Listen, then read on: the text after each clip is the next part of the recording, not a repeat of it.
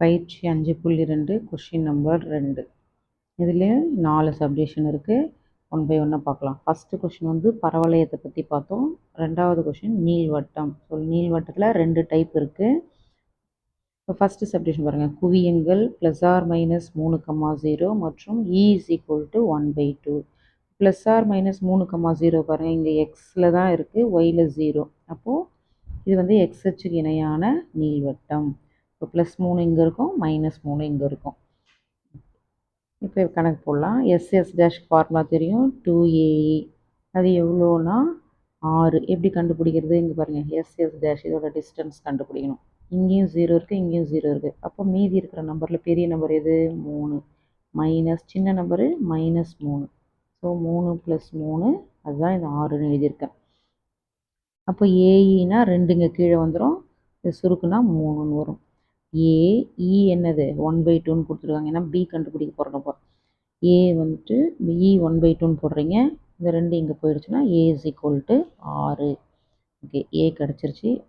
ஆட்டோமேட்டிக்காக A² 36ன்னு எழுத போகிறோம். அதை அடுத்து பார்க்கலாம். அப்புறம் நீள்வட்டத்துக்கு ஃபார்முலா என்ன?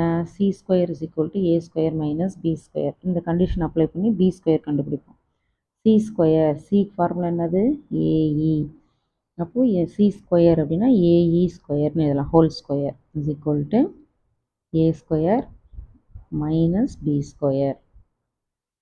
ஏஇ இது இருக்குது பாருங்கள், 3. அப்போ AE² 3² பண்ணால் 9. A², A இங்கே 6ன்னு கண்டுபிடிச்சிருக்கிறோம். அப்போ A² பதிலாக 36 - B². இந்த -B² இந்த சைடு வந்தால் ப்ளஸ்ஸாக மாறிடும், இந்த 9 இந்த சைடு வந்தால் மைனஸாக மாறிடும். ஓகே, B² சொல்லி இதை கழிச்சா உங்களுக்கு என்ன கிடைக்கும்? 27. அவ்வளோதான்.